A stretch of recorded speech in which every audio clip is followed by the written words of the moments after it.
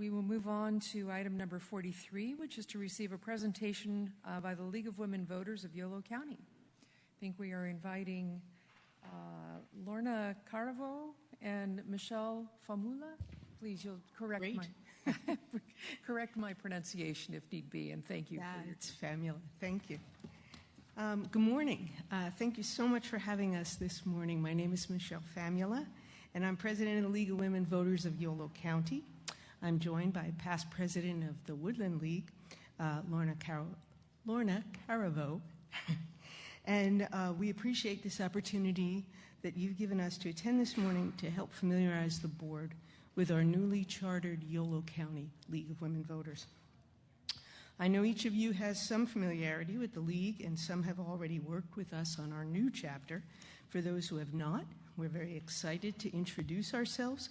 But before we do, I'm going to turn it over to Lorna to give a quick refresher on the League and what we do.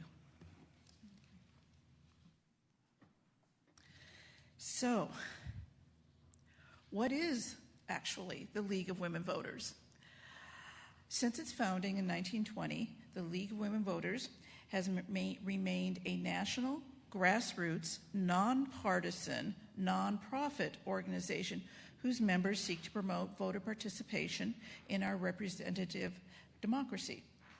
Though we do not endorse individual candidates or political parties, we are political, supporting policies that align with our good governance principles and issue positions. We champion voting rights and fair representation. The League formed in response to the passage of the 19th Amendment to prepare newly enfranchised women voters. But today's League works to give all voters a greater understanding of the election process, candidate options, and ballot issues. Our mission is simple: to empower voters and defend democracy. Our vision remains a democracy in which every eligible voter has the desire, right, knowledge, and confidence to participate. Today, we reach beyond our women voter history, encouraging both membership and outreach to all community members. We seek a more perfect democracy where all in our community see their needs represented, regardless of individual identity or party preference. We actively promote robust voter participation to ensure our laws and policies reflect the consent of the governed.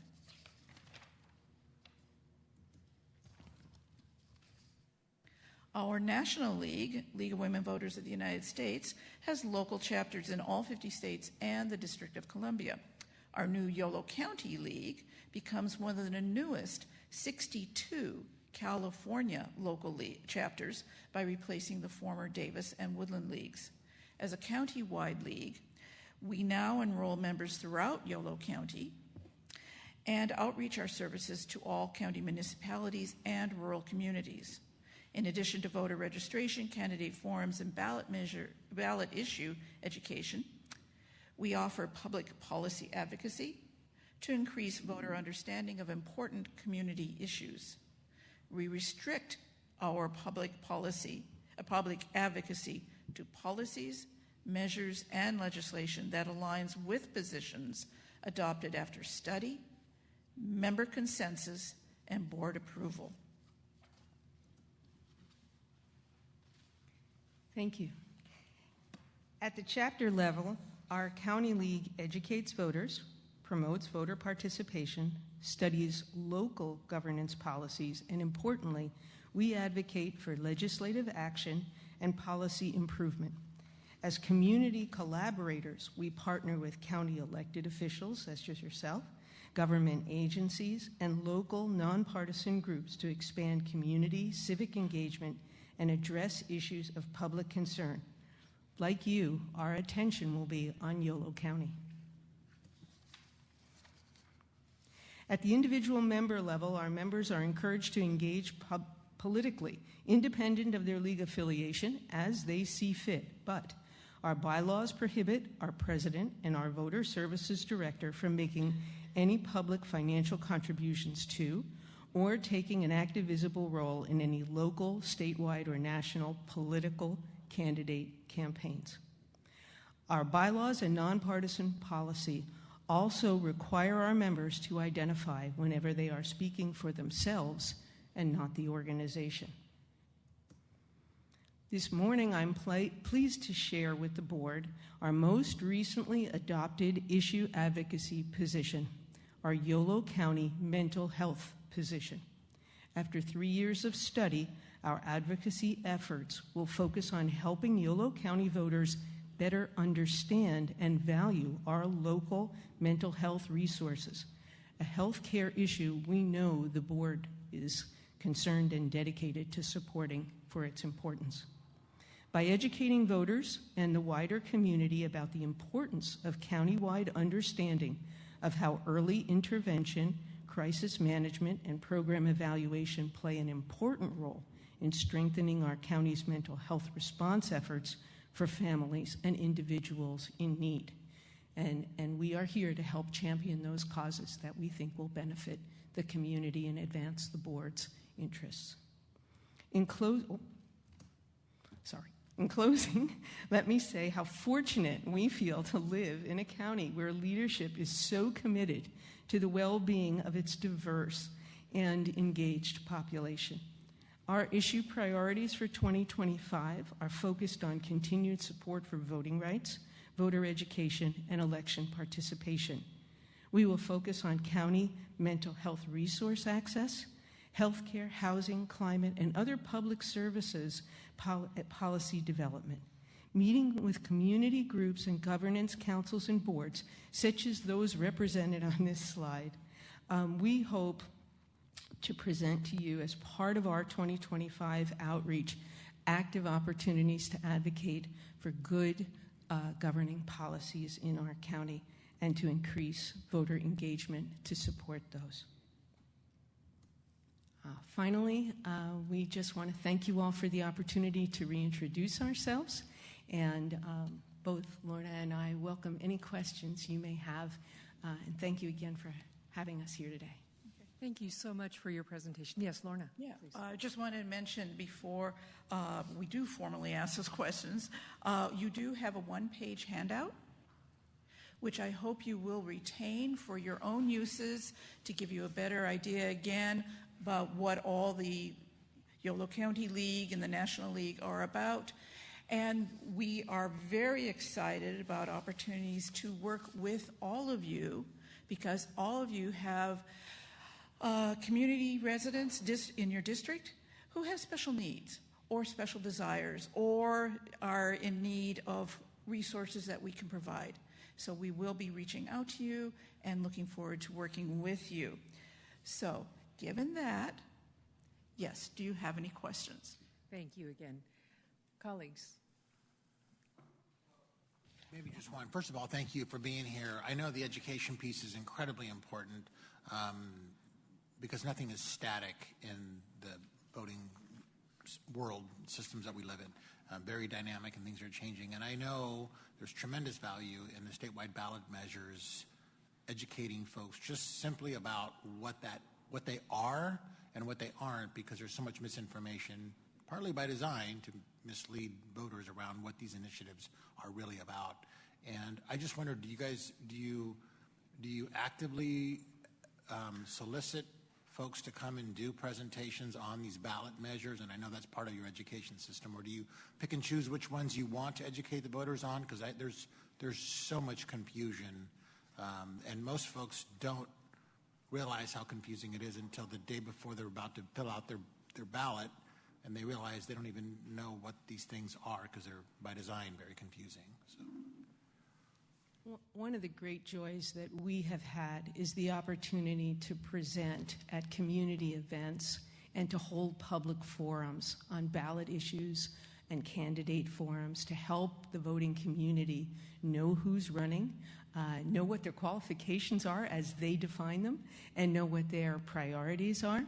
And so those are activities that the League has been actively engaged in, I want to say, over the last 100 years. As far as helping people to understand what's on the ballot, we enjoy the support from the Yolo County Office of Elections that helps provide us with published materials that are nonpartisan, that explain what is on the ballot, and then our own state league provides for us information for each district to help people know what's actually on the ballot, what the measures are, and something called pros and cons, where in a nonpartisan, non-judgmental way on the League's part, we present the pros and the cons on particular ballot measures and try to answer individuals' questions precisely that, so they know what they're voting for.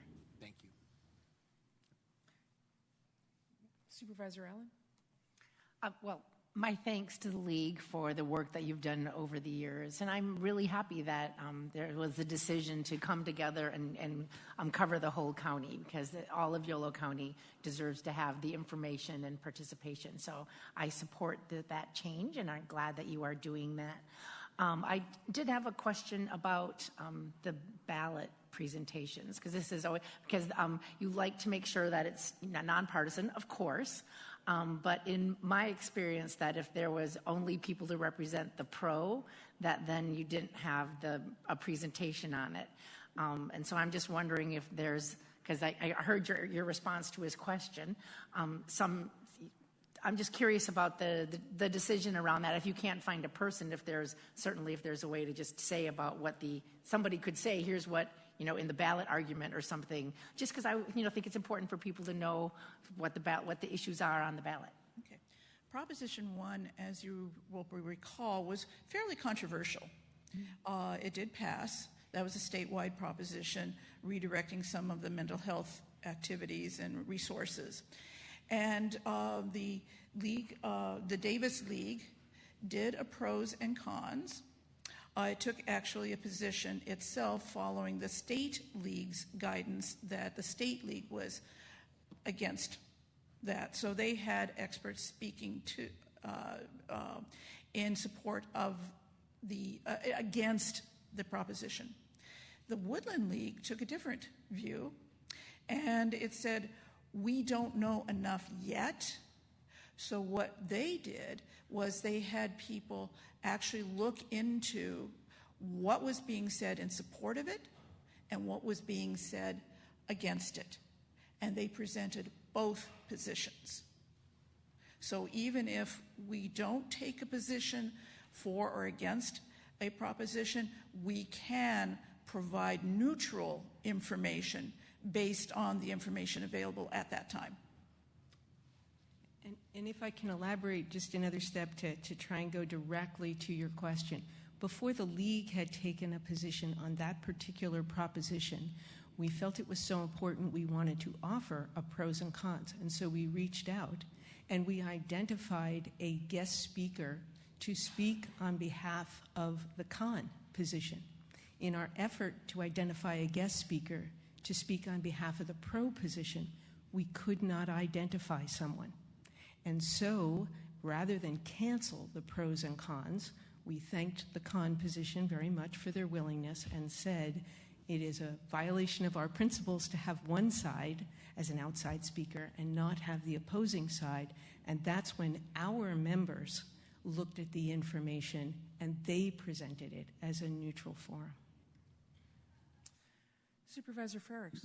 Yeah, thanks, Madam Chair. Appreciate it. A couple quick things. So firstly, just appreciate all the updates this morning on all the activities. I do think that the merger of the two chapters into one countywide chapter makes a lot of sense. And I also just so appreciate, especially, I think prior to the merger, but now that it's in effect, I do see you all working across the entire county. It is not just a Woodland and a Davis only sort of entity. It is very much countywide, so really, really appreciate that.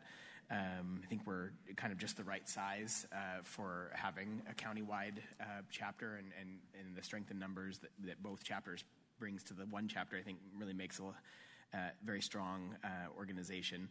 I am curious about the relatively new position you've all taken on the mental health issue. It's very important, certainly, but I'm just curious about how that was chosen, sort of by your membership, and then what sort of what took place in order to get to sort of taking a position on that issue. Appreciate it. Thank you. I'm going to explain how we got to the position, but then I'm going to ask Lorna to talk about how it was that they selected to look at mental health, because actually this was a synergy that we did prior to our merge, where the Woodland League had identified mental health in the county as their area for study prior to the merger. Once we merged, we had a healthcare committee that agreed to sort of suspend additional healthcare ideas to work with that study, because we thought mental health was so important. So what the League does when it does a study is it goes out and it seeks information from key informants. It looks at prior policies, prior positions, looks at our own state and national positions on these issues, and then tries to learn more about what's going on at the local level.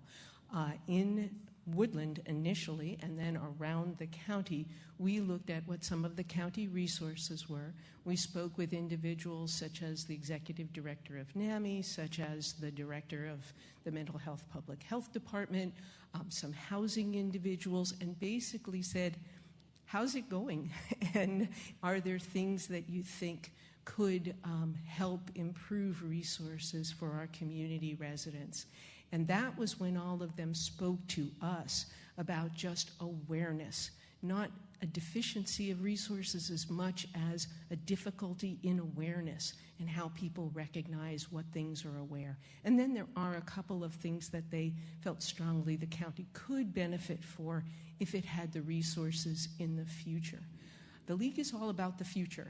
No one is expecting things to happen right now. They're expecting enthusiasm, understanding, and resources to come together to affect good policy in the future. And so that's how we came up with our final position after seeking that input.